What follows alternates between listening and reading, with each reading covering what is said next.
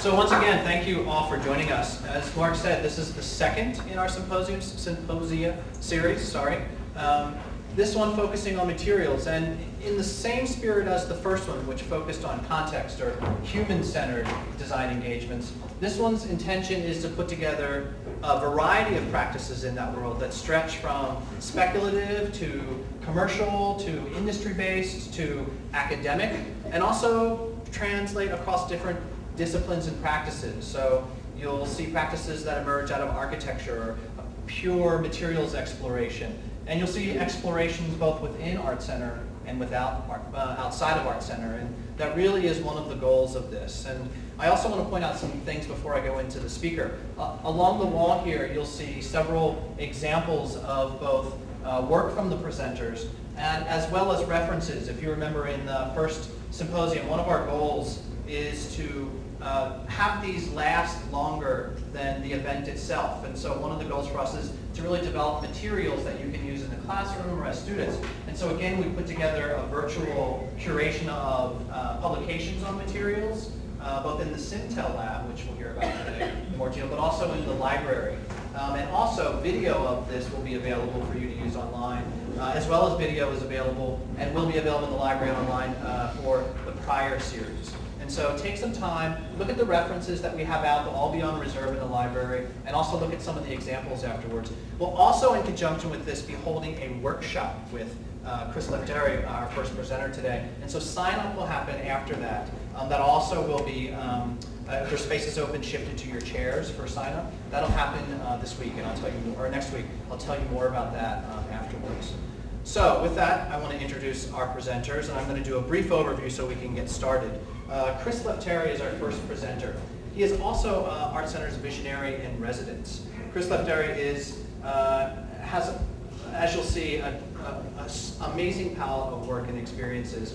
He is the creative director of 100% Materials.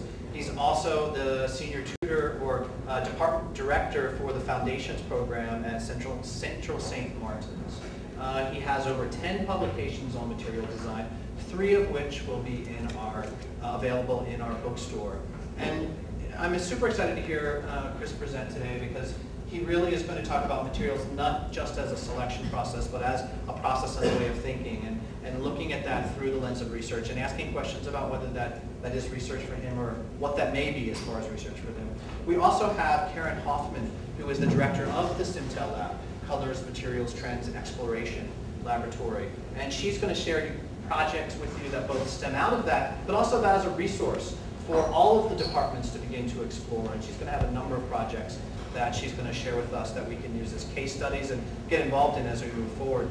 And then finally, we have a studio, Pad Lab. Many of you also know them. Penny Herskovich and Dan Gottlieb, they both are lecturers in the environmental design department, but also have a very amazing studio. And we're going to start from one end and work to another, some about speculation, some about client projects, and some about education projects. So with that, I'm excited to introduce our first presenter, Chris Leftery. Thank you.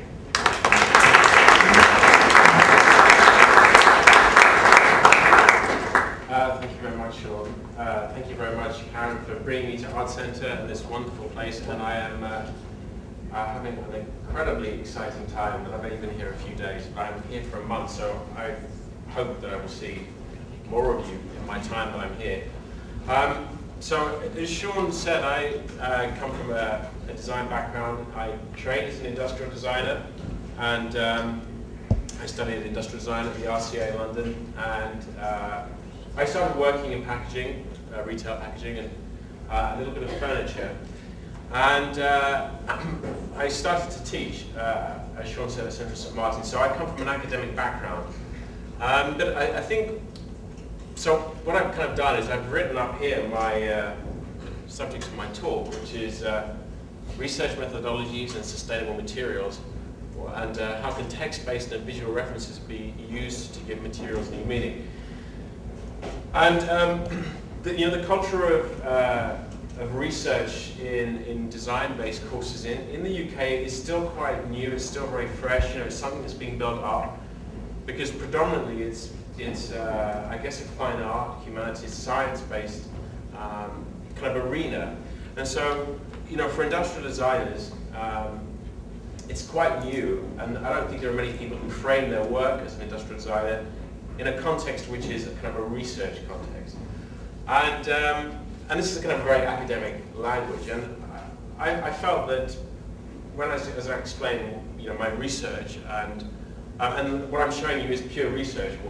It's not client-based. I mean, there are other projects that I do that are client-based. I'm going to show you any kind of research today, linking kind of materials and meanings of materials with sustainability. And I felt that, actually this is my research, and when I had to submit my research for something that we call the research audit exercise, which was a big exercise that all universities in the UK did last year, this is what I wrote.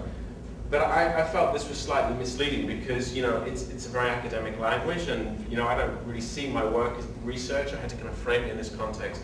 So I felt that I should rephrase it. So I've kind of changed it to Humpty Dumpty, Wee Weedy Winky, and How to Misuse Materials, which I think is just probably even more ambiguous, but at least it's kind of a little bit more fun. And I think that for me, research, I'm going to start by just talking about research and contextualizing that and what it means.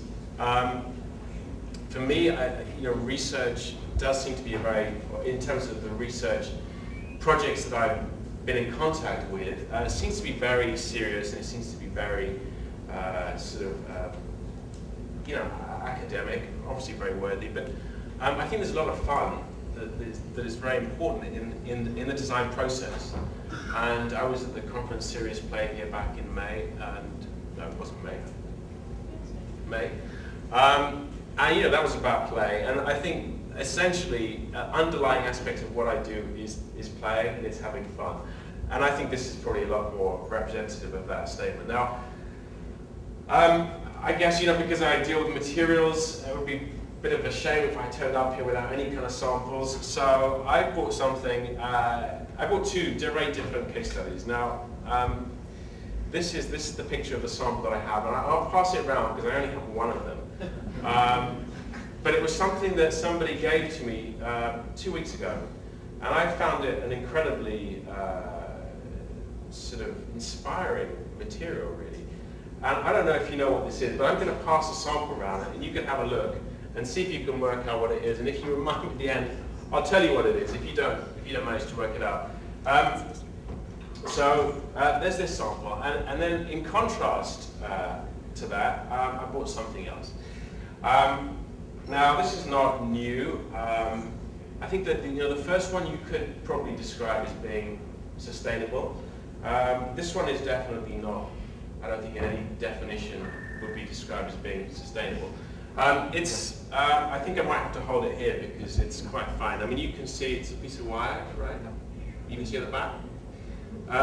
Okay, it's a shape memory alloy. It's made from nickel titanium, and it's a fairly common kind of new high-tech smart material, and it works by me just heating it up, and it slowly, you can see the reflection maybe, straightens out. So, what was a coiled piece of wire, on applying heat, remembers a pre-programmed shape, which was this straight piece of wire, and it doesn't matter what I do with it, when I apply heat, it will go back into that straight piece of wire. So this is a shape memory alloy. Now, I'm showing you this because this particular case study, which is not mine, it was a competition, I think it was a competition from Nokia, and it was for a mobile phone. I don't know what the brief was, but I keep referring to this project because I think it's a very exciting project that uses shape memory alloys.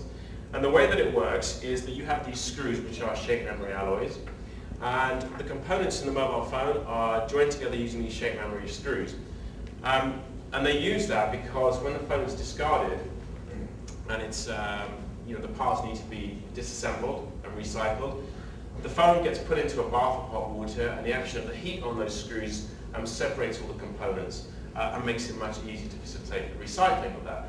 Now, I'm showing you this because it's based on a material, on a technology that is not a sustainable technology. But through the kind of the application of that, you have a very sustainable application within a, I guess a sustainable part of a sustainable product. And for me, this is the most interesting thing because it's about meaning. It's about how you imbue things and materials with meanings and how those meanings can be interpreted in different ways by designers to allow for things like this to happen.